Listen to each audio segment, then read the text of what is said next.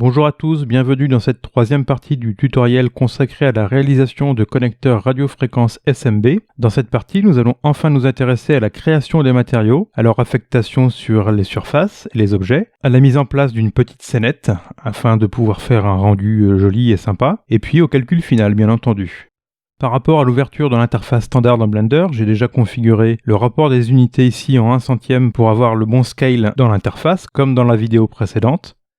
Et puis j'ai aussi fait ce réglage pour la grille. Pourquoi est-ce que j'ai encore ouvert un nouveau fichier? Tout simplement pour vous montrer comment on va importer des objets dans l'interface de Blender à partir d'un autre fichier.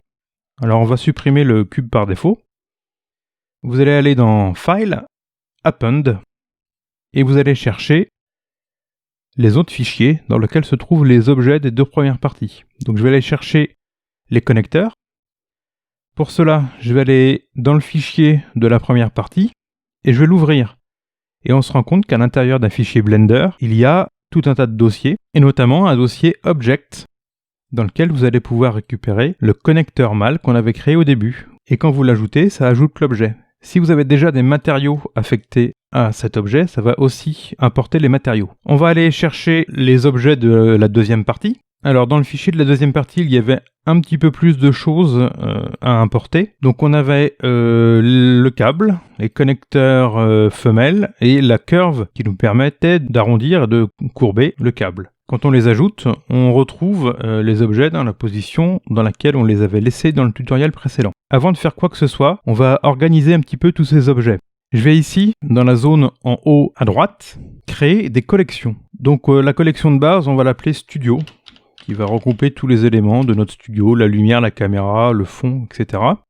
Donc vous sortez de Studio et vous allez ajouter une nouvelle collection qu'on va appeler connecteur mâle, dans lequel on va mettre le seul objet, donc qui est le connecteur mâle, ici. Hop. On va créer une nouvelle collection, connecteur femelle.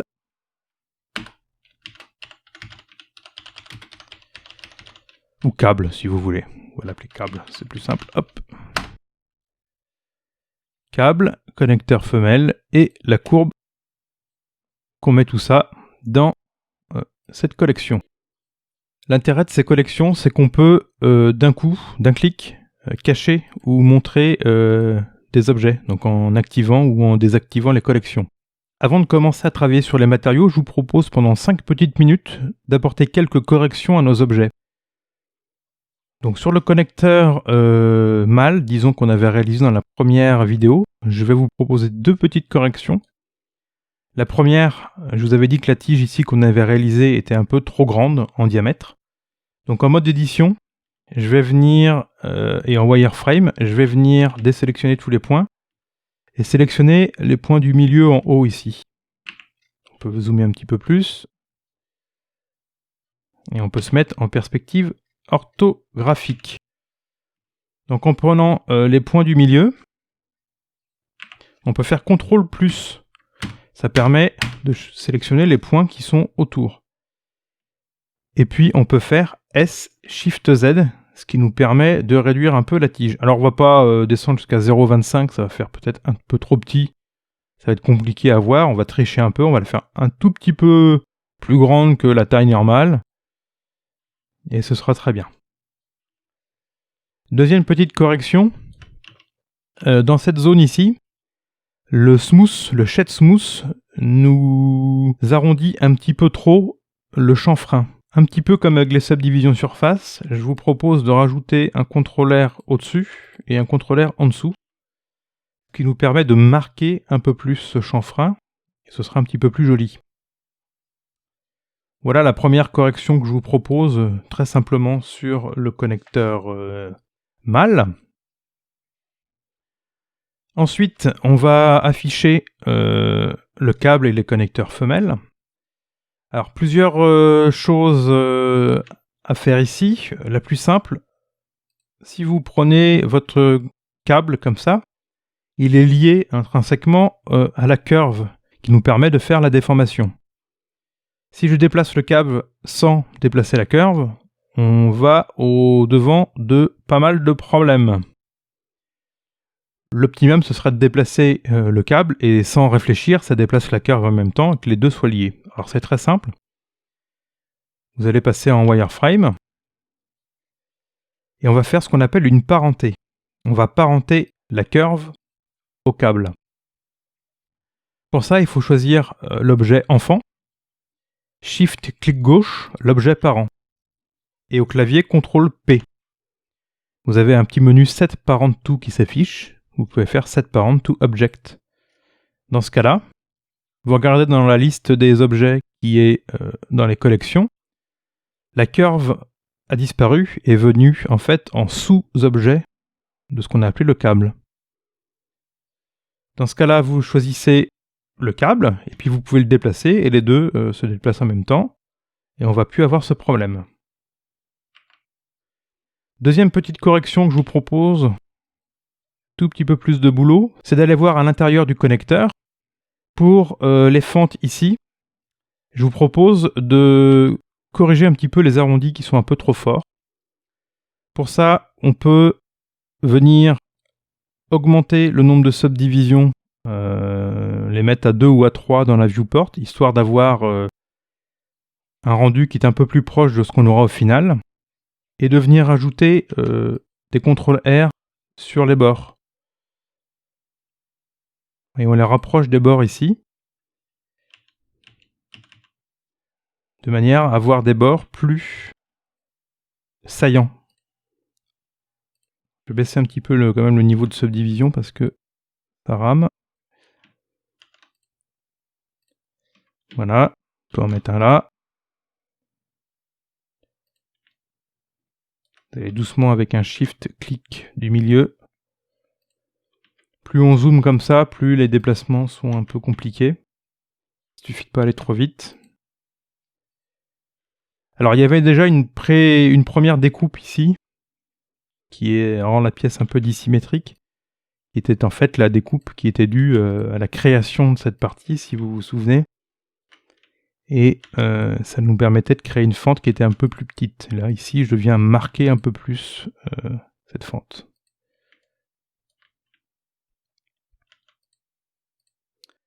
Alors le Shift E, il n'est pas forcément... je l'avais déjà fait celui-là. Il marche bien, mais il est peut-être des fois pas suffisant. On peut venir mettre des CTRL R dans cette zone-là. Donc on peut cumuler les deux effets. Alors oui, ça rajoute des points, mais des fois, on n'a pas le choix. Et il manquait celui-là là. C'est plus joli, je trouve, comme ça. C'est un peu plus net, comme si on avait du métal, un peu moins arrondi. Et puis, le connecteur de l'autre côté, on va le recréer une fois qu'on aura mis les matériaux. Et puis, dernière chose, petite correction. Lorsqu'on avait créé ce connecteur-là, on avait relié ici la jonction métallique avec la jonction caoutchouc. C'est tout à fait possible, lorsqu'on va ajouter des matériaux, l'or et le caoutchouc, on risque d'avoir une transition qui n'est pas géniale. Il y a un moyen très simple de corriger ça, c'est de venir séparer la ligne qui est ici. Donc en fait, on vient la détacher du reste du maillage, comme si on avait rajouté un petit bout. Donc je regarde un petit peu en transparence comme ça. Le raccourci, c'est V. Si vous faites V, et que ça vient détacher la ligne. Je vais me mettre de côté, en vue de face, pardon.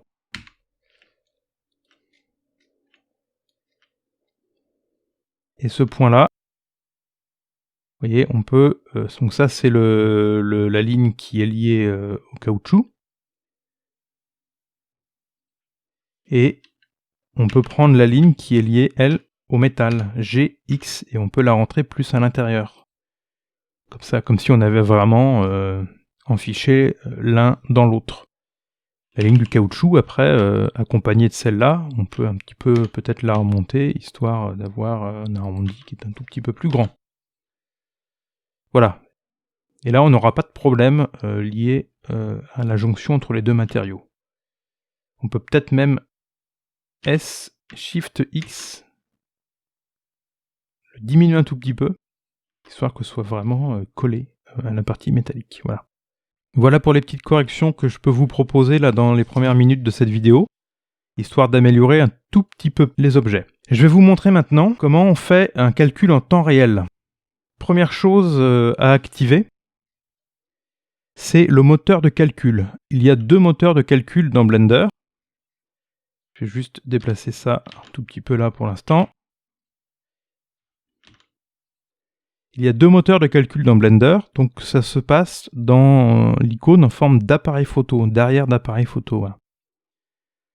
Vous pouvez dérouler ce petit menu. Vous voyez qu'il y a même 3 moteurs de calcul. Alors il y a Workbench qui est juste un moteur de rendu de calcul pour faire des petites choses dans l'interface 3D. C'est pas du tout un moteur qui est lié à la production d'images, lié à la production de vidéos, qui est issu du moteur interne de Blender d'origine.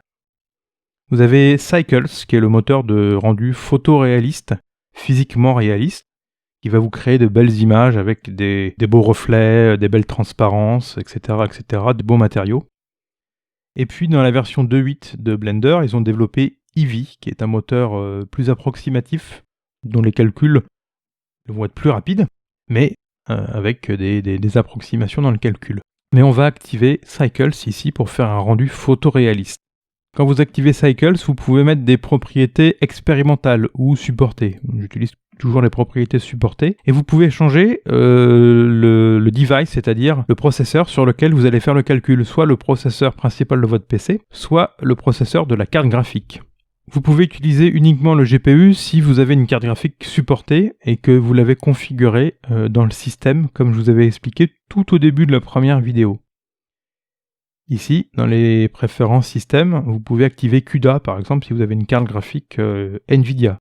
Ma carte graphique étant un peu ancienne, je ne l'active pas et je fais mon calcul sur le processeur.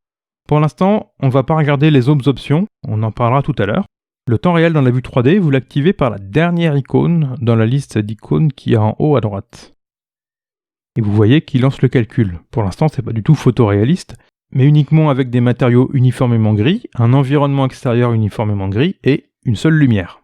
La lumière est un des composants principaux pour faire des rendus réalistes. Dans la vie de tous les jours, dans une pièce simple, vous n'avez pas qu'une seule source de lumière, loin de là. Vous avez la fenêtre, vous avez la lumière qui vient de la porte, vous avez la lumière qui vient de l'écran de votre ordinateur, vous avez tout plein de petites lumières de LED qui se baladent, et puis vous avez la lumière principale de votre logement qui rajoute des sources de lumière. Après, si vous êtes dans un environnement de bureau, vous aurez un plafond rempli de néons, donc vous aurez de multiples sources de lumière.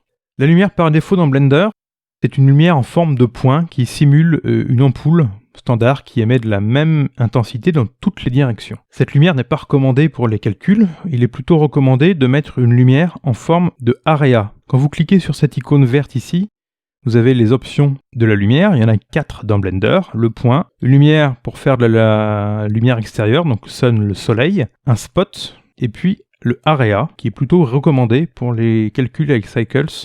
Lorsque vous réglez cette area, il est recommandé de mettre une zone assez grande. La zone, c'est adapté au format de notre environnement, c'est-à-dire les unités à 1 centième. Donc on peut mettre une taille, alors si vous mettez 1 mètre, ça va être beaucoup trop grand parce qu'on est en millimètres, donc je vous conseille peut-être de mettre 40 mm et vous mettez un carré de 40 par 40 square.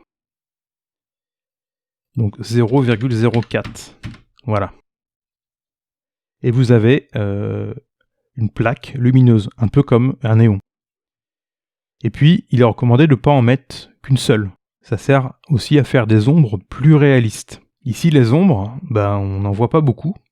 Pour avoir une première projection d'ombre et de voir quelque chose qui est un peu plus propre, on peut rajouter un sol, tout simplement. Votre curseur 3D étant au milieu ici, si par mégarde vous l'avez déplacé, vous pouvez faire Shift S, Cursor to World Origin, et en mode objet, vous rajoutez un Mesh Plane, que vous pouvez agrandir avec S. Vous voyez que tous les calculs se font en temps réel avec un raffinement progressif du calcul. Ça, on va en parler aussi du raffinement progressif. Pour l'instant, nos objets ils sont un petit peu à l'intérieur du plan. Alors, je vais revenir en mode d'affichage solide. Et puis, dans un premier temps, je vais m'occuper uniquement du connecteur ici, que je vais venir poser sur le plan. Alors le plan étant 0, 0, 0 ici, sur la ligne rouge.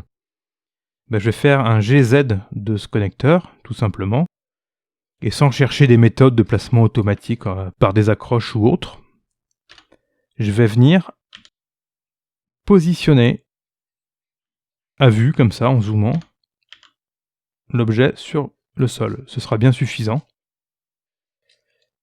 On peut regarder en 3D et réactiver le calcul temps réel, et là, on a une projection d'ombre qui est correcte.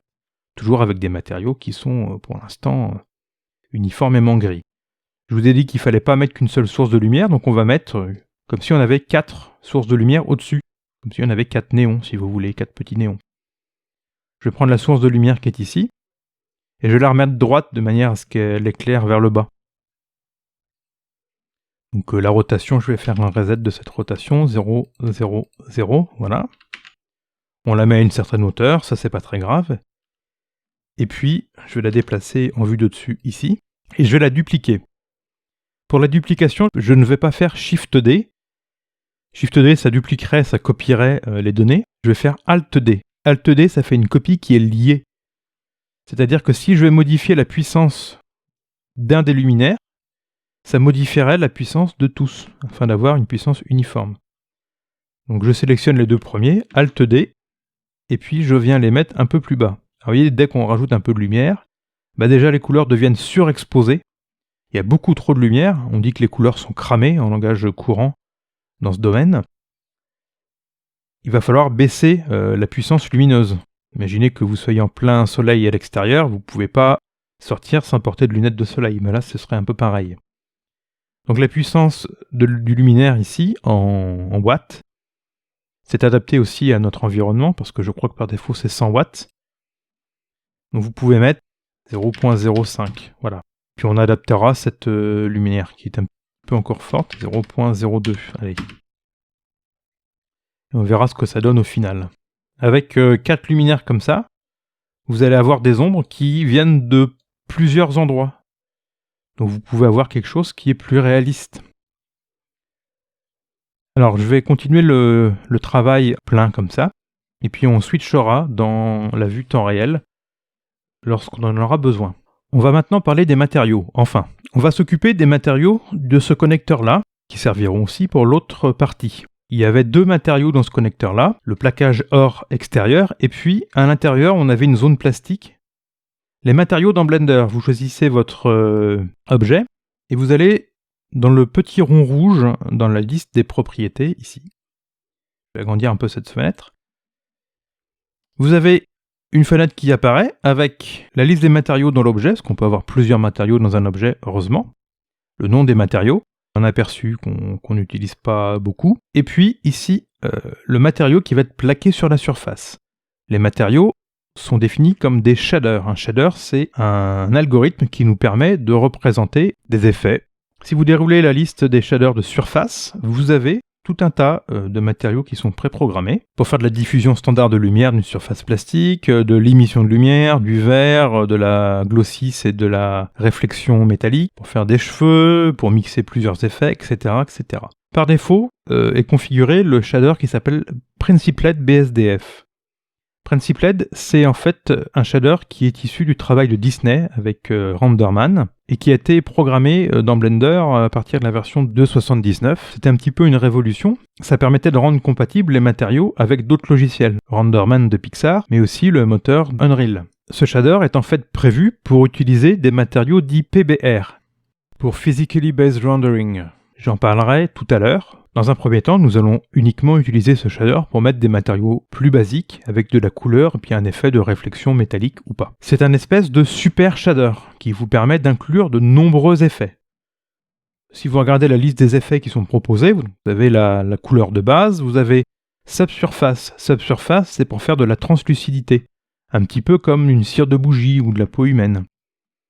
Vous avez un effet métallique, 0 sur l'effet métallique, ça vous donne un effet plastique. 100% de l'autre côté, donc à 1, vous avez un effet métallique comme un miroir ou comme un métal. Le réglage du spécular, c'est le reflet des sources lumineuses qui apparaît, donc qui peut être plus ou moins important sur la surface.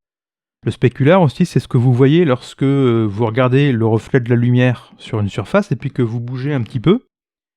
Et en bougeant, ce reflet bouge avec vous. Vous avez la rugosité, roughness. Donc rugosité à 0 vous donne une surface entièrement lisse, bien polie. Une rugosité à 1 vous donnera une surface qui est très rugueuse, qui va beaucoup diffuser la lumière. Anisotropique vous donne un effet comme si vous aviez le fond d'une casserole, avec des reflets qui vont être plus orientés suivant une certaine direction. Sheen est un effet qui permet de simuler certains vêtements, notamment les vêtements en velours. Vous avez une petite bande lumineuse qui apparaît sur le bord du vêtement en velours par exemple. Clear Coat vous permet de rajouter une couche de brillance supplémentaire comme si on avait verni la pièce. IOR et transmission roughness, vont être liés à la transparence du matériau, et IOR c'est l'indice de réfraction pour faire du verre.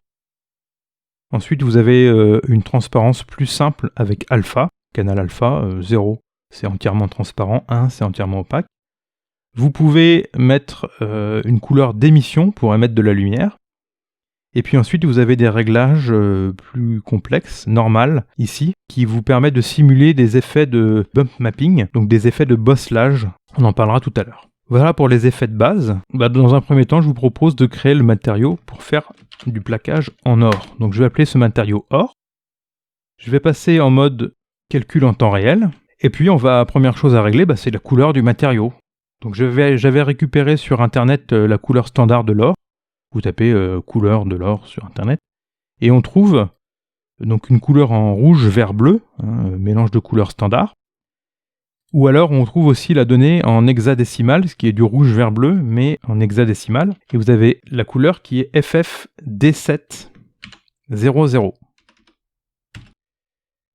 Et on affiche une belle couleur en or.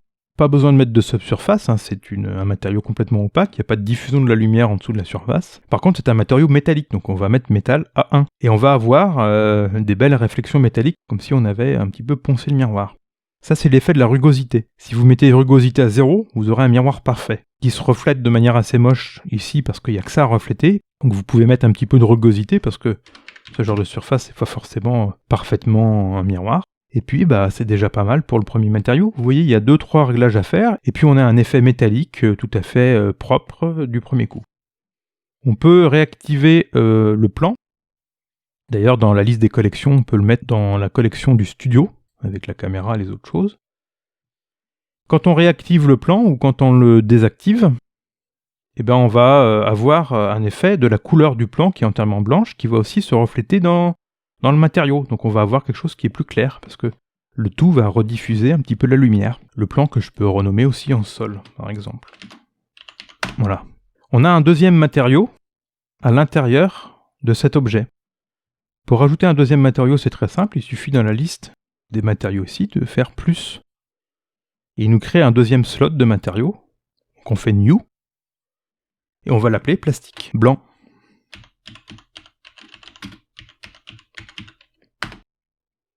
Et il va falloir lui dire sur quelle surface on va affecter quel matériau. Donc là, on va passer en mode édition de l'objet. Je me remets en affichage standard. Et je vais lui dire que les surfaces qui sont ici, mode de sélection des surfaces, Shift Alt, celle-là, celle-là, celle-là, celle-là, c'était du plastique. Donc je les sélectionne, je prends le matériau plastique blanc et je fais Assign. Et puis, celle du dessous aussi, je cache le plan, cette surface-là que je vais sélectionner en cachant une partie de l'objet, sinon je ne vais pas pouvoir avoir accès à la surface. Donc, je peux cacher cette partie-là, temporairement. Je vais venir ensuite sélectionner cette surface, et je fais Assign. Et puis je remontre l'autre partie. Par défaut, dans un objet, il va prendre la première couleur. Puis il faut affecter manuellement, comme je viens de faire, les autres couleurs. Donc on peut continuer à regarder par en dessous, on se remet en mode de rendu, et puis on a bien vu qu'il a mis le plastique sur ces zones-là. Ça marche du premier coup. La couleur plastique blanc qu'on va maintenant régler. Donc la couleur, on va la mettre en 100% blanc. Petite barre de couleur ici, vous pouvez la remonter en 100% blanc. Vous pouvez modifier la rugosité. Alors si vous mettez 0 en rugosité, ça va vous faire un plastique qui va avoir des reflets tout à fait nets, ce qui n'est peut-être pas le cas de ce plastique, donc je vais mettre 0,5. Je crois qu'on a terminé sur ce premier connecteur. Donc vous voyez que l'affectation des matériaux de base, c'est pas très compliqué, le logiciel se charge de faire les calculs tout seul. Je vais réactiver le câble. Alors le câble qu'on va pas laisser comme ça c'est pas possible. Je vais affecter les matériaux, puis après on refera une mise en scène correcte en le mettant sur le plan. Je vais déjà le relever un petit peu ici, et puis après on le posera correctement. Alors on va régler les matériaux de la tête ici. J'ai pas besoin de faire new, parce que j'ai déjà le plastique blanc et l'or qui vont être utiles, c'est les mêmes matériaux. Et puis j'ai un matériel, c'était celui par défaut, qu'on laissera là, puis on va en créer un autre, qui sera le plastique noir pour faire le caoutchouc. En premier matériau, je peux déjà mettre l'or. Je rajoute un nouveau slot, où je viens choisir le plastique blanc. Et je vais affecter les surfaces de plastique blanc. On peut regarder quel matériau il a mis par défaut, il a tout mis en or. Ça fera un connecteur un peu cher quand même, hein. On va un peu baisser le coût. On va mettre le plastique blanc là où il devait être, et c'était la zone qui était à l'intérieur ici. Donc on avait une petite zone métallique ici qu'on avait un petit peu réenfoncée, tout autour c'était du plastique blanc, et tout le reste c'était de l'or, ou du doré. Donc je viens sélectionner l'objet, et puis je vais sélectionner les surfaces qui étaient concernées par ça. Donc je suis en mode de sélection des surfaces, c'est cette surface-là, celle-ci et celle-ci. Et puis le chanfrein qu'on avait ici à l'intérieur. On fait assigner un sign, puis on peut regarder ce que ça donne. Rapidement en pré-calcul, alors il n'y a pas beaucoup de lumière qui arrive dans cette zone-là, mais on voit que ça a été affecté correctement. On regardera tout à l'heure lorsqu'on fera la petite mise en scène. On va avoir besoin aussi de mettre le plastique du caoutchouc, donc il faut que je rajoute un nouveau slot de matériaux, New, puis cette fois-ci on va avoir un matériau entièrement noir, que je vais appeler plastique noir.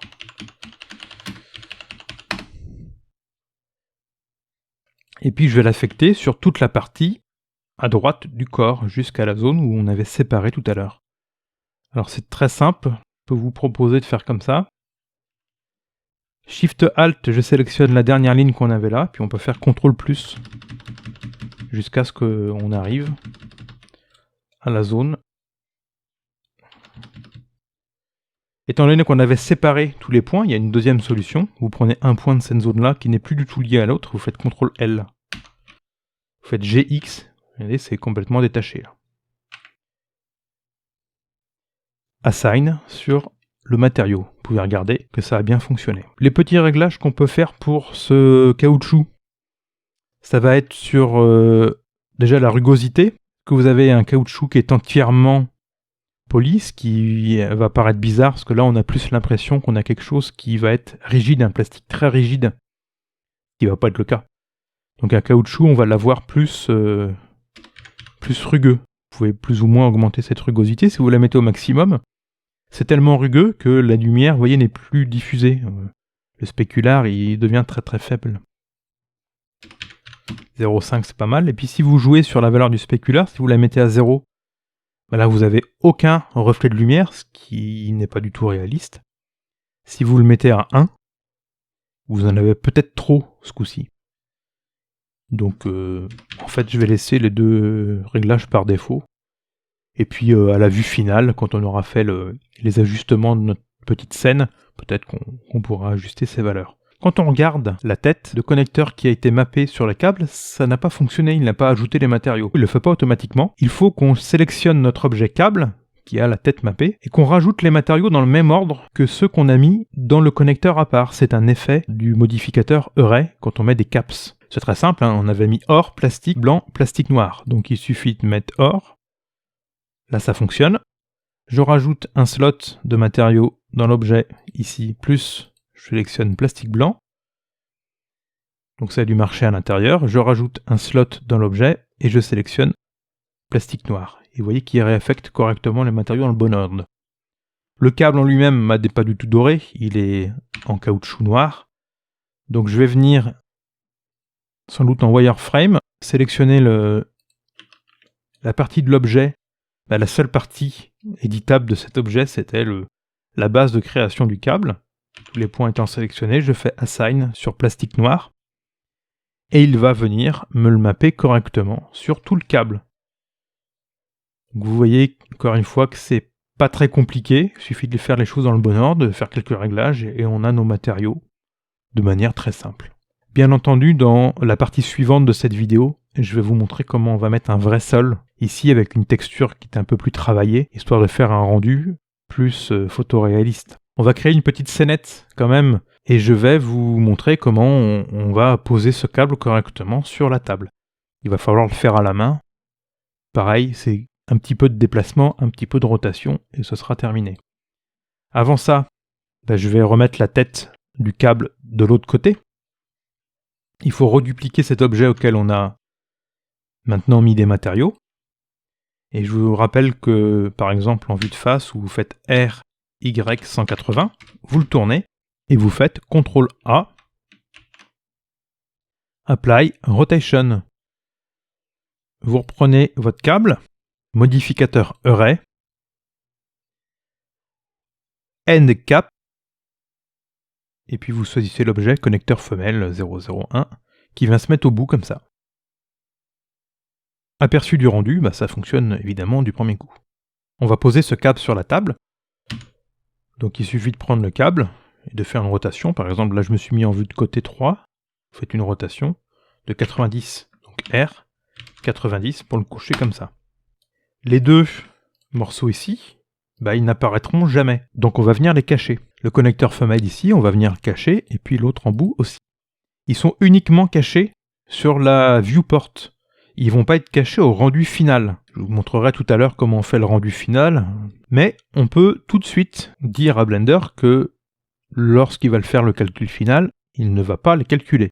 Ici, vous avez donc les petits yeux qui permettent de cacher, qui font en fait l'action du H ou du Alt H.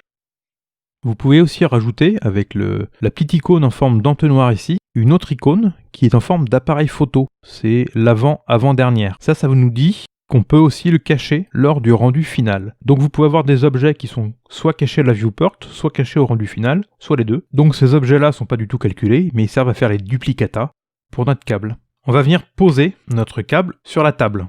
Ça peut être une paillasse de travail sur votre simulation de manipulation, ce que vous voulez.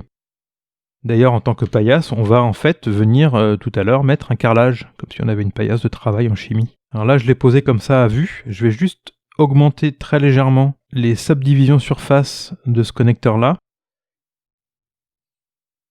pour voir que c'est bien. On va faire un calcul en 3. Sur la viewport, là, on est bon. Donc je reviens en aperçu des arrondis. Donc le câble, il était de la même hauteur de ce côté-là, donc ce côté-là, ça doit être bien posé aussi.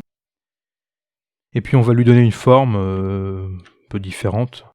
Je vais choisir donc la curve. Je vais travailler en vue de dessus. Passer en mode édition de la curve. Puis je vais prendre les points et je vais les déplacer.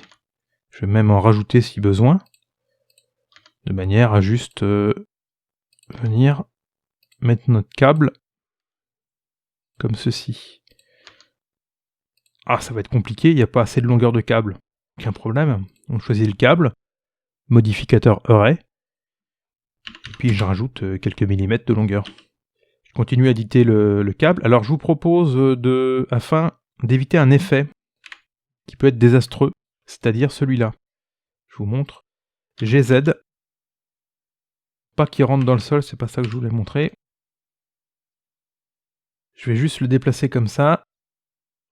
Le rapprocher, voilà. Vous voyez, si on rapproche trop les points, l'effet de déformation, il est aussi sur la tête. Et là, on n'a plus rien de correct.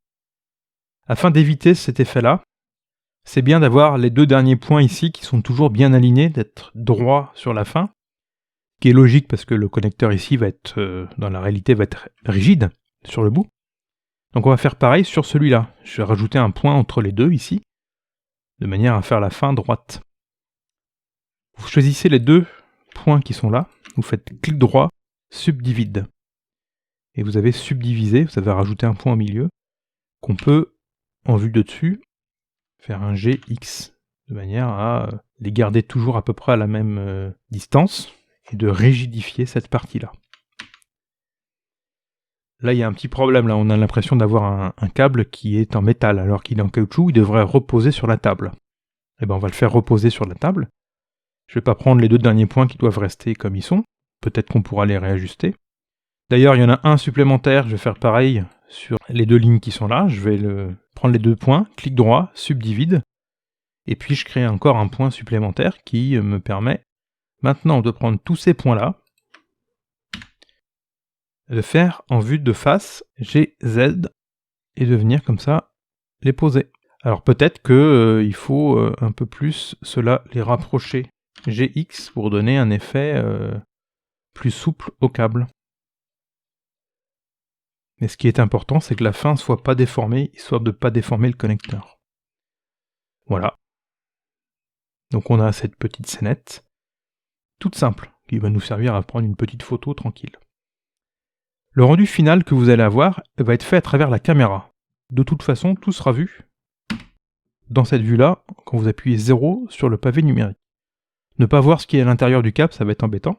On peut déplacer la caméra dans ce premier tutoriel sur les mises en scène et compagnie. On va pas trop déplacer la caméra, un tout petit peu pour changer la vue. Mais on va surtout modifier la position de l'objet de manière à ce qu'il pointe plus vers la caméra telle qu'elle est actuellement. Disons que dans nos studios de photo, on n'a pas 36 000 façons de poser notre appareil photo. Par contre, on peut modifier la rotation ou la position de notre objet. Je prends mon objet, je vais faire RZ de manière à le tourner dans l'autre sens et qu'on voit la connectique interne. Puis je vais réafficher mon connecteur mâle. Je le sélectionne et je vais le déplacer G.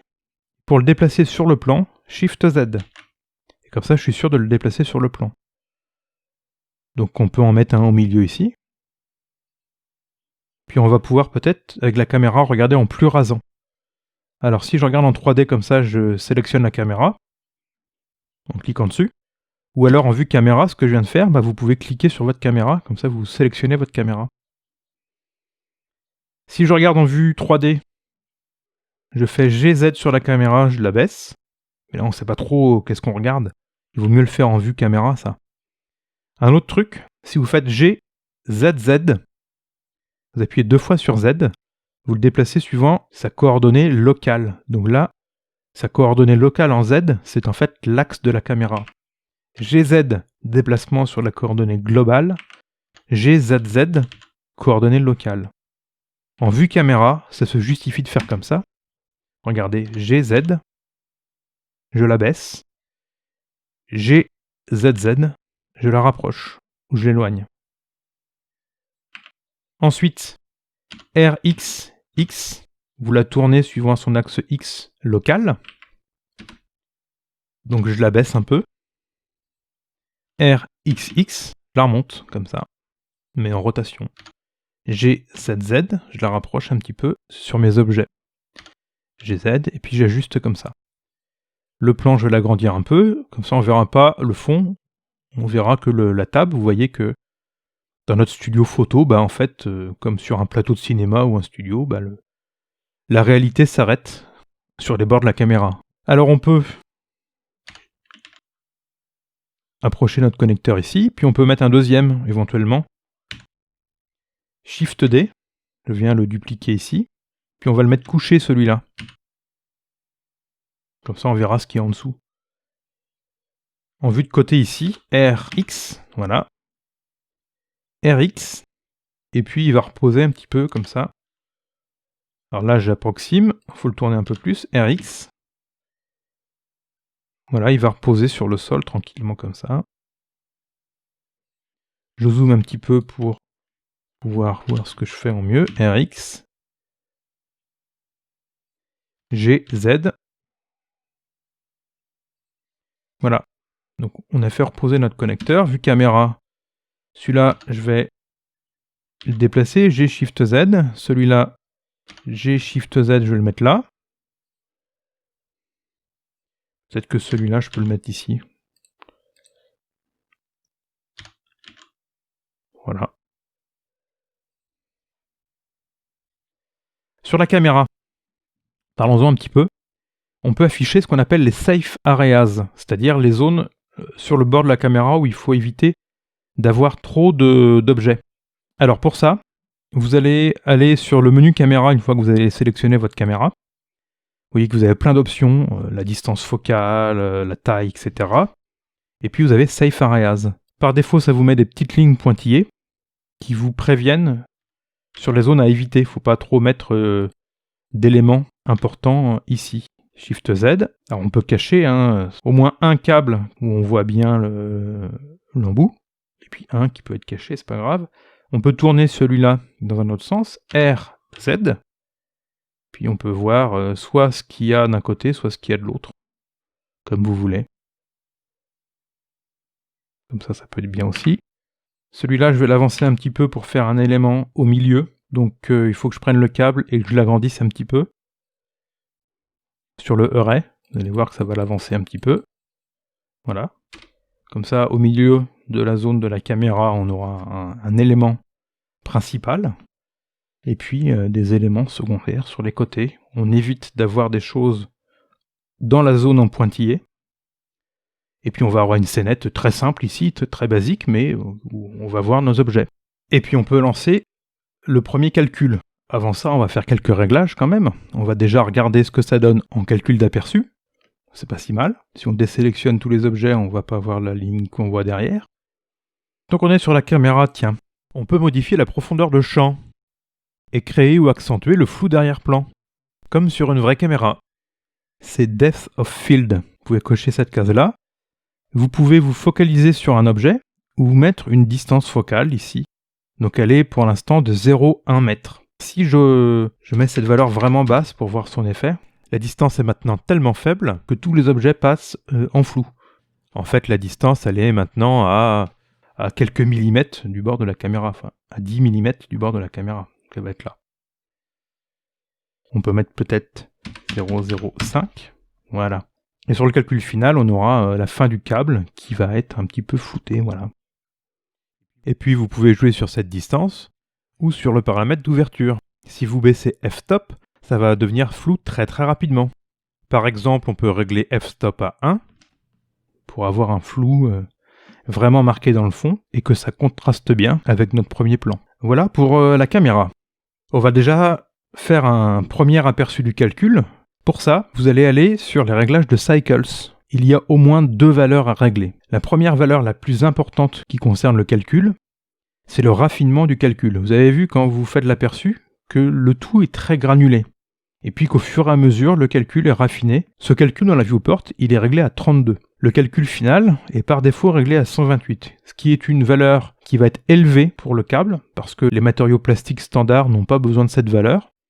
Par exemple, pour les génériques de mes vidéos sur YouTube, j'ai fait tous mes calculs avec 64. En plus de ça, je vais vous montrer comment on rajoute le débruitage. On ne peut pas faire un calcul avec une valeur de 64 sans que les images soient débrutées ensuite, avec un filtre spécial. Mais 64, ça suffit pour des choses qui sont très plastiques. Quand vous avez des reflets ou des matériaux transparents avec du verre, ou des effets plus complexes, donc qui demandent plus de ressources de calcul, il va falloir augmenter cette valeur. C'est pour ça qu'il règle par défaut à 128. Et 128, ce sera pas mal pour nos reflets métalliques. Et je vais vous montrer plusieurs images calculées avec différentes valeurs et vous verrez l'évolution de la granularité. Évidemment, plus cette valeur est élevée, plus ça demande de calcul. Si vous regardez dans la vue 3D, si je bouge et je reset le calcul, en haut à droite, vous avez Path Tracing Sample. Et vous voyez que la valeur qui augmente doucement là, jusqu'à 32.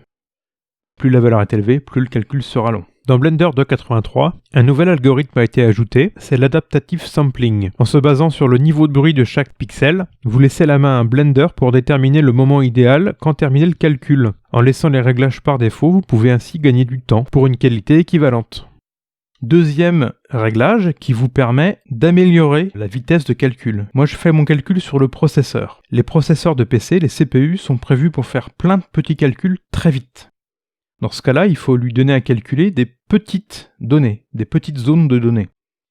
Lorsque vous allez faire le calcul final, Blender va faire des calculs dans des petits carrés. Et bien pour un processeur, il faut mettre des carrés petits de 32 pixels par 32 pixels. Il va faire une succession de petits calculs comme ça. Lorsque vous faites le calcul sur le GPU, c'est exactement le contraire.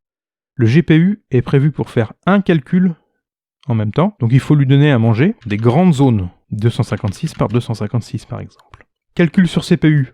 petite valeur, 32 par 32, calcul sur GPU, grande valeur, 256. Andrew Price du site Blender Guru avait fait une étude de ces valeurs et je vous mets en description de la vidéo un lien vers son site web et vers cet article. Donc moi, CPU, 32 par 32.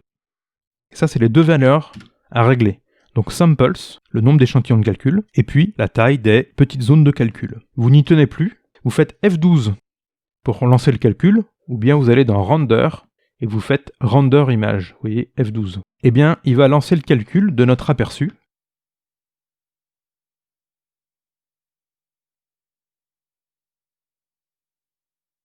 Voilà, le calcul est terminé. Qu'est-ce qu'on peut voir sur cette image? Déjà, la profondeur de champ a bien marché, on a bien un flou sur le fond, nos objets de devant sont bien nets. Deuxième remarque, le bruit de calcul a considérablement diminué, mais si on zoome, vous pouvez quand même regarder qu'il y a un petit bruit de calcul qui reste, surtout dans les zones un peu compliquées où il y a beaucoup de reflets à faire. Dans les zones plus faciles, les reflets sont plus nets. Autre remarque, le plastique, lui, est bien nickel. Encore une remarque, ici on a des reflets qui sont très foncés. Tout simplement parce que l'environnement de notre scène, on ne l'a pas changé, on a laissé le gris par défaut. Donc il reflète ce qu'il y a reflété, c'est-à-dire un espèce de gris foncé. Alors on va améliorer tous ces points. Premièrement, on va améliorer l'environnement. Deuxièmement, on va améliorer le fond. On va mettre un vrai matériau de carrelage. On va améliorer le filtrage du bruit. Donc on va pas augmenter le temps de calcul ni le nombre de samples, mais on va rajouter un effet supplémentaire de compositing, donc un effet post-calculatoire, de filtrage du bruit. On va changer l'environnement. Vous allez aller sur le petit monde ici. Et vous voyez que vous avez background et la couleur du background, qui est effectivement un gris très foncé. Vous pouvez modifier cette couleur. Si vous modifiez cette couleur, vous cliquez dessus, vous mettez plus clair, ça va augmenter la luminosité globale. Si vous en mettez trop, toutes les couleurs vont être surexposées, les couleurs vont être cramées. Et ça va vous manger aussi une partie des ombres, ce sera moins réaliste. Ce qu'on peut faire, c'est simuler un vrai environnement, comme si on était dans une pièce intérieure, histoire d'avoir des reflets qui sont plus réalistes. Pour ça, vous pouvez aller sur Internet, chercher ce qu'on appelle des images HDRI. Vous pouvez taper sur votre moteur de recherche préféré, HDRI Interior. Vous allez tomber sur ce type d'image. Ce sont en fait des images à 360 degrés qui ont été mises à plat. Et on va pouvoir la mettre sur l'environnement extérieur à la place de la couleur, afin de créer des vraies choses à refléter. C'est extrêmement simple. Une fois que vous avez téléchargé votre image HDRI Interior, vous allez dans Color ici, puis le petit rond à côté. On va dérouler Color et on va voir qu'on a d'autres choses et on peut mettre une texture d'environnement. Lorsqu'on ne choisit pas d'image de texture dans Blender, il vous le map en un fuchsia comme ça. Ce qui veut dire, attention, pensez à me mettre une image à cet endroit-là, sinon ça va rester comme ça. Environnement de texture, vous faites Open et vous allez chercher l'image que vous avez téléchargée. Alors si comme moi, dans la vue porte là, ça ne s'affiche pas proprement, c'est parce qu'on est en perspective orthographique. Si on se remet en perspective point de fuite, l'image s'affiche correctement. L'image qu'on a là, on va pas du tout la voir, c'est vraiment histoire de faire des vrais reflets un peu colorés comme dans la réalité. Il fallait aussi qu'on améliore le sol. Là on va rentrer un petit peu plus dans le détail des textures. Je vais choisir le sol et je vais lui rajouter un nouveau matériau, je vais l'appeler sol. Et on va quitter cet agencement de fenêtre pour aller vers un agencement de fenêtre spécial pour la création de matériaux et de texturage qui s'appelle Shading. Donc en haut de votre fenêtre 3D ici, vous cliquez sur Shading.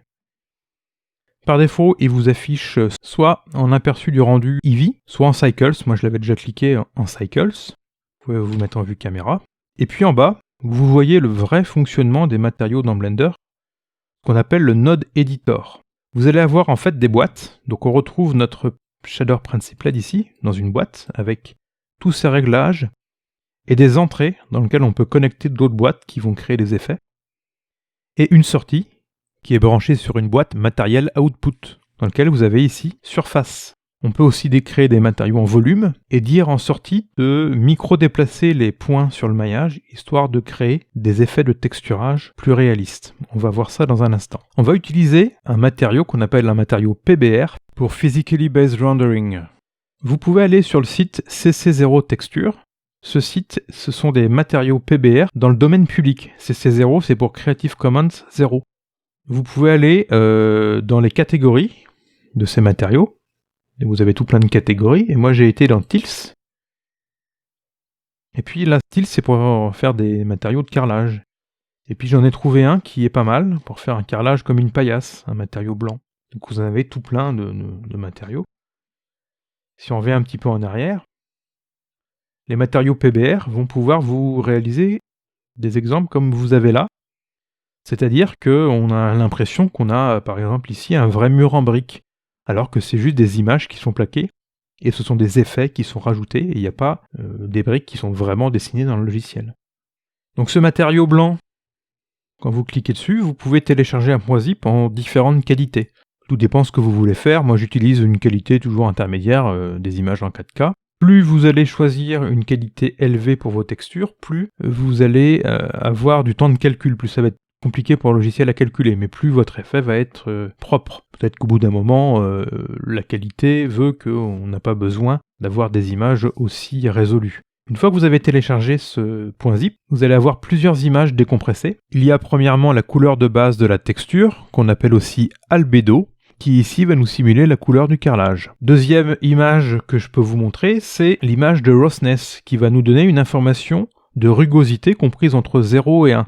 0, ça va être noir, 1, ça va être blanc. Donc par exemple ici, on va avoir une rugosité qui va être proche de 0, donc quelque chose qui va être très brillant sur les carreaux de carrelage, et une rugosité plus élevée, vous voyez que vous avez un gris qui est plus clair, au niveau des joints du carrelage. Les cartes de normal sont des images en vraie couleur qui vont permettre de créer des micro-reliefs de surface, aussi appelées techniques de bump mapping, carte de bosselage en anglais. On reconnaît ces images par leur coloration principalement bleutée, violacée. Cette technique fonctionne par la modification des normales à la surface des objets. Cette technique permet de feinter le cerveau et lui faire croire que les reflets de la lumière qu'il voit correspondent à des surfaces avec du relief. Ainsi, sans avoir besoin de modifier le vrai relief de la surface, on peut créer des effets très réalistes. Les cartes sont en rouge, vert, bleu. Chacun des 3 canaux de couleur transporte l'information pour modifier les normales suivant la direction X, Y ou Z. Rouge pour X, vert pour Y, bleu pour Z. On comprend maintenant pourquoi ce sont ces couleurs qui ont été utilisées dans les logiciels 3D pour représenter les axes. On comprend aussi pourquoi ces images ont des tons très bleutés, très violacés, puisque les modifications de relief vont plus correspondre à des effets suivant la verticale. La 4e image présente dans notre texture est une carte de déplacement. Cette image va être utilisée conjointement à la carte de normale afin d'aider le logiciel à nous simuler des micro-reliefs de surface. Il y a 2 manières d'utiliser cette carte que je vais vous montrer. Ces images-là sont directement utilisables avec le shader Principled, puisqu'on va pouvoir connecter une image sur les canaux correspondants. Vous voyez, une image sur base color, une image sur rugosité. Vous avez une image normale pour la normal map, et puis vous avez même une image qui s'appelle displacement. Il y a tous les canaux qui sont déjà prévus. Pour ajouter une image, c'est très simple. Dans Blender, vous faites Shift A, texture, image. Vous connectez la sortie de la boîte color à votre base color. Par défaut, déjà il n'y a pas d'image donc qui présente une couleur fuchsia. Et peut-être que vous, par défaut, vous avez des lignes qui sont droites et pas des lignes qui sont courbées comme ça. Vous allez dans Edit Preferences et c'est un peu planqué. Il faut aller dans Thème et vous cherchez Node Editor. Et dedans, vous avez un réglage qui va être Noodle Curving. Noodle, c'est les nouilles. Dans les textures compliquées, vous avez effectivement de nombreuses boîtes. Et vous avez une soupe de nouilles. Si vous changez cette valeur-là, vous allez changer l'arrondi des nouilles. Ajoutons notre image de base color. Vous allez chercher l'image qui correspond à votre color. Donc c'est Tils 002 4K color pour moi. Et automatiquement, vous avez la couleur qui s'affiche sur votre plan. Alors là, les carrés de carrelage sont peut-être un peu grands par rapport à ce qu'on fait. Si vous voulez diminuer ça, il va falloir changer le mapping. La manière dont la texture est mappée sur les coordonnées. Je vais un peu décaler ces boîtes sur la droite là. Je vous affiche toujours en même temps l'aperçu dans la vue 3D, mais vous pouvez aussi agrandir la zone de travail que vous avez là. Quand vous avez la souris qui est dans une sous-fenêtre, CTRL espace. Et ça agrandit la zone de travail. Dans votre Node Editor, vous faites Shift A, Input, Texture Coordinate. Il y a des manières pour faire ça automatiquement, il y a un add-on qui permet de faire ça automatiquement. Node Wrangler. Vous pouvez regarder cet add-on et les différentes choses qu'il permet de faire automatiser. Moi je vous le fais un petit peu à la main pour commencer, pour vous montrer tous les effets et comment on arrive à régler bien notre texture. Texture Coordinates, vous avez plusieurs types de coordonnées d'entrée. Generated, c'est ce qu'on a par défaut. Il prend les coordonnées du plan qu'on a et puis il essaye de mapper la texture dessus. Dans les coordonnées très utilisées, vous avez l'UV pour l'UV mapping qu'on verra plus tard. Donc je vais prendre Generated, je vais le brancher là. Ça ne change rien pour l'instant. Et on va modifier les données qui circulent sur ce câble. Alors quand vous êtes sur des points violets, c'est en fait des coordonnées de vecteurs. Les vecteurs, donc les coordonnées des points, sur lesquels les textures vont être mappées. Vous allez rajouter une boîte Shift A, Vector Mapping. Vous la mettez sur le câble au milieu. Et par défaut, il fait les connexions automatiques comme ça. Et puis on peut modifier le positionnement XYZ de la texture, la rotation et le redimensionnement. Si vous modifiez la rotation suivant Z de 45 degrés, ça vous fait tourner votre carrelage de 45 degrés. Ça fera peut-être une ligne qui va trop vers le fond là. Vous pouvez le tourner ou vous le laissez par défaut, c'est pas plus mal ici. Et puis le scale. Le scale, c'est un diviseur. Plus la valeur est élevée, plus la texture va être petite. Donc en X et Y, je peux mettre 2 pour diviser la taille des carreaux par 2. Voilà pour la première texture. Je vais la mettre plus par en haut. Alors dans la boîte d'images, vous pouvez améliorer l'import et l'interpolation sur toute votre texture. Vous pouvez mettre en Smart, ça va un petit peu améliorer le rendu. Vous pouvez mapper sur une surface plate comme on a là, ou sur une boîte, ou sur une sphère ou un tube. Les mappings plus compliqués passent par la technique d'UV mapping. Repeat, c'est au cas où votre texture est raccordable. C'est-à-dire que vous pouvez dupliquer à droite, à gauche, en haut et en bas votre image et vous ne verrez pas de petites lignes de raccord, ça va se raccorder parfaitement. Ça vous permet de faire des grandes images à partir d'une petite image de base. Et puis ici, la color space, donc ici on a une image de couleur RGB. Toutes les autres effets de couleur, on va les mettre en non-color parce que ce sont des images qui ne vont pas transporter une information de couleur, mais une information d'un canal qui a une signification autre chose que de la couleur. Je peux diminuer cette boîte, la copier-coller. Sur la nouvelle boîte, je vais rebrancher l'entrée ici. Et puis je vais charger la rugosité.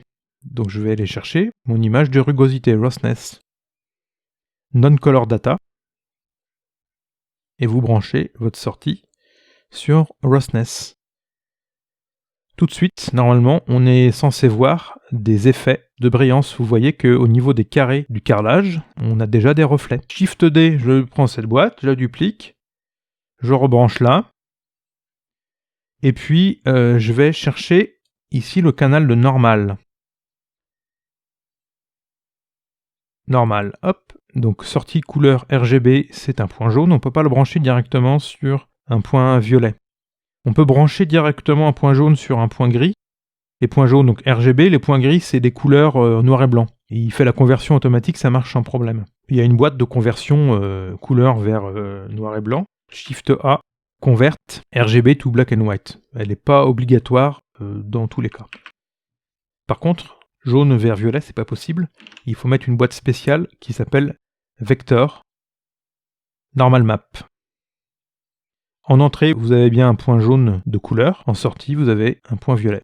Quand vous faites ça, on voit déjà une petite amélioration, comme si on avait un vrai changement de niveau. Pensez à mettre Non-Color Data. On peut réduire ces boîtes-là. Ça. Et on avait une quatrième image qui était Displacement. Donc je prends ma boîte normale, je vais chercher mon image de Displacement. On peut utiliser de deux manières différentes. Je mets en entrée le même vecteur. Je vais cacher ça dans un premier temps. Vous voyez là, quand on cache cette boîte-là, ça devient une grosse usine à gaz. Et je vais utiliser le canal de Displacement de sortie. Il faut que je rajoute une boîte spéciale qui s'appelle Vector Displacement. C'est tout prévu. Je branche en sortie ici. Et en entrée, vous pouvez brancher votre boîte de normal, map, ou brancher la couleur sur 8 ici. On voit que l'effet est beaucoup trop puissant, donc on peut modifier le scale pour adoucir un peu et faire quelque chose de moins violent en sortie. Et ça va contribuer à donner un effet plus réaliste sur la texture. Alors moi j'aime pas utiliser cette technique-là. Il y a une deuxième technique qui consiste à passer par la boîte conjointement à la normal map. Non-color data ici. Vous pouvez utiliser une autre boîte qui s'appelle Bump pour Bump Mapping, effet de bosselage. En entrée, vous mettez la normal map et vous mettez sur 8 le displacement. Alors vous voyez que ça devient rapidement un peu compliqué. On déplace un peu les boîtes, voilà. Donc, l'image de la carte normale sur la couleur de la boîte normal map. une boîte de bump à laquelle à l'entrée vous mettez la normale et le canal de displacement. Le nom et la signification des images peut changer. À la place d'une carte de rugosité, on peut avoir une carte de brillance glossy. Dans ce cas-là, il faut faire un color invert, puisque l'un est exactement l'inverse de l'autre. Pour la couleur, vous pouvez avoir une carte albédo, et pour la carte de déplacement, displacement, ça peut s'appeler height, pour hauteur. Le sortie du bump, je la branche sur l'entrée de la normale, c'était celle-là. On vérifie, oui. Et vous avez donc l'effet qui est ajouté sur la boîte de normale et vous pouvez modifier l'effet ici. Donc on peut baisser pareil cet effet-là de manière à ce que ce soit un petit peu moins violent. Donc si vous mettez 0, ça veut dire que l'effet du bump n'est pas du tout pris en compte. Vous avez que la normal map. Puis vous pouvez augmenter cet effet. Après c'est à l'œil, hein. On met l'effet qui nous semble le plus réaliste à nos yeux, qui sont les seuls juges de l'image finale. Donc soit on connecte le displacement comme ça, soit on connecte le displacement en sortie en utilisant aussi la normale si vous voulez. Au final, ça doit revenir au même dans la plupart des cas. J'ai pas fait des tests intensifs à savoir si y avait vraiment de grandes différences. Et là, donc, on arrive à avoir un rendu de texture qui est plus réaliste. Si je reviens dans le layout standard, on va pouvoir faire un aperçu. Alors vous pouvez faire un calcul d'aperçu uniquement sur une zone si vous voulez. En vue caméra, vous pouvez faire CTRL B. Vous pouvez tracer une petite boîte comme ça. Et il va vous faire le calcul ici, dans cette boîte. Et quand vous faites F12, il va vous calculer uniquement dans cette petite boîte qui vous permet de faire un aperçu plus rapide pour régler des petites zones. Voilà, donc je fais échappe pour quitter ça. Si vous voulez plus de l'aperçu, vous faites CTRL ALT B. Juste dans le coin en haut à droite, on va peut-être être un petit peu débordant, un petit peu agrandir votre plan. Dernière chose à voir, c'est le débruitage. Il y a 3 façons de débruiter les images dans Blender. La version d'origine, qui a été ajoutée dans Blender 2.78, je crois, qui se trouve dans ce menu-là, qui s'appelle les Render Passes, les passes de rendu. Il y a plein d'options. Tout en bas, vous avez Denoising, qui vous fait un débruitage au moment du calcul. Je n'utilise plus cette méthode-là, il est conseillé actuellement. On utilise plutôt une méthode qui a été ajoutée un peu plus tard dans Blender, qui passe par le compositing. Le compositing, c'est des effets d'image qui sont faits après le calcul. Et il y a une troisième méthode qui a été ajoutée dans Blender 2.82 ou 2.83, qui est accessible par les propriétés du rendu. Moi, je ne vais pas pouvoir vous la montrer parce que c'est quand vous faites un calcul sur le GPU, avec des GPU récents, et dans certains cas de cartes graphiques particulières, vous avez une option de débruitage qui est ici. Vous pouvez aller dans la documentation de Blender pour vous renseigner. D'ailleurs, dans la documentation de Blender, je vous mets un lien direct vers une page qui vous explique différentes techniques de débruitage et qui va aussi passer par les techniques de filtrage du bruit. Mettons en place ce filtrage du bruit après le calcul. Vous passez par ce menu de Render Passes et vous allez cocher la case Denoising Data, les données de débruitage. Alors, je ne vous la coche pas tout de suite, je vais vous montrer quel effet ça a de la cocher ou pas. Vous allez aller dans l'agencement de fenêtre Compositing. Et vous cliquez sur Use Node en haut à gauche. Ces effets-là sont calculés après le rendu final. On voit qu'en entrée, on a le petit bout d'image qu'on a calculé, qu'il a gardé en mémoire. Et puis, cette image-là, elle est mise sur une boîte de sortie composite qui vous fait votre image finale à enregistrer. Quand vous cliquez sur Denoising Data, vous avez accès à d'autres données en entrée, notamment Noisy Image, Denoising Normal, Denoising Albedo, etc. etc. Noisy Image, c'est exactement la même sortie que Image, sauf qu'ils l'ont mis juste à côté pour l'avoir, les 3 principales sorties ici. Vous allez rajouter une boîte, Shift A, Filter, Denoise. L'algorithme derrière cette boîte est basé sur une publication d'Intel qui s'appelle Open Image Denoise. Vous branchez Noisy Image parce que c'est juste à côté ici. Denoising normal sur normal, denoising albedo sur albedo. Lorsqu'on va lancer le calcul, il va faire un petit message pré-filtering tilde, donc il va calculer des données de pré-filtrage qui sont en fait les données d'entrée ici. On va revenir sur layout. On vérifie quand même un point qui est important, Vous allez aller dans Output Properties, ici. Donc ça, c'est les données du fichier de sortie. J'ai pas encore expliqué ça, on y vient dans un instant. Et dans Post Processing, après le process de calcul, et vous avez bien Compositing qui est coché. Vous avez aussi Sequencer qui est coché, qui est en fait le passage par l'outil de vidéo Sequencer. On peut le laisser cocher, mais vu qu'il n'y a rien qui est réglé, ça ne fait rien. Un petit mot sur ce menu-là. Vous pouvez changer la résolution de votre image. Donc vous avez des résolutions qui sont prévues, ou mettre ce que vous voulez. Vous pouvez changer les données d'animation, on verra quand on fera de l'animation. L'endroit où est enregistré votre fichier, donc moi c'est dans le répertoire temporaire de Linux, vous pouvez modifier l'endroit d'enregistrement. Et le type de fichier quand vous allez l'enregistrer. Donc quand vous faites de l'animation, soit vous faites une séquence d'images PNG, soit vous faites un film directement. Je fais tout mon montage avec Blender pour les vidéos YouTube, et je sors directement une vidéo avec FFmpeg, avec des réglages en MPEG 4 prévus pour YouTube. Je vais maintenant vous montrer des comparaisons de calcul avec plusieurs réglages sur les samples et le débruitage. J'ai fait 3 tests, 32 samples, 64 samples et 128 samples, sans et avec débruitage, et puis ensuite j'ai ajouté l'adaptative sampling afin de pouvoir comparer les performances sur le temps de calcul. Avec 32 samples et sans débruitage, on voit la granularité du bruit de calcul. Si on rajoute le débruitage, l'image est considérablement améliorée et le bruit est quasiment supprimé. On voit quelques artefacts qui apparaissent dus à des présences de bruit un petit peu trop élevées dans certaines zones, surtout dans les zones à reflets. Si on active l'adaptative sampling, la qualité de l'image est équivalente, mais on a gagné du temps. Même comparaison avec 64 samples, sans débruitage, il y a déjà un petit peu moins de bruit. Le débruitage améliore considérablement l'image et même topo, avec de l'adaptative sampling, on peut gagner du temps de calcul. Et puis avec 128 samples, on arrive dans des raffinements et il est quasiment impossible de voir des artefacts de calcul sur l'image débruitée. L'adaptative sampling avec 128 samples nous permet de gagner à peu près 15% de temps. Vous pouvez mettre la vidéo en pause pour comparer par vous-même. De plus, si vous avez une machine plus performante que la mienne, les temps de calcul vont être beaucoup plus courts chez vous. Et vous pouvez même augmenter le nombre d'échantillons de base afin d'avoir encore moins de bruit. Faites sonner le clairon, je crois que cette longue vidéo est enfin terminée. Nous avons passé sur tous les aspects de base des matériaux, du rendu, de la lumière dans cette vidéo. Si cette vidéo vous a plu, n'hésitez pas à mettre un pouce en l'air. Si cette vidéo vous a déplu, je préférerais que vous mettiez un commentaire et que vous m'expliquiez pourquoi cette vidéo vous a déplu, afin de pouvoir améliorer mon travail par la suite. Et puis surtout, amusez-vous bien!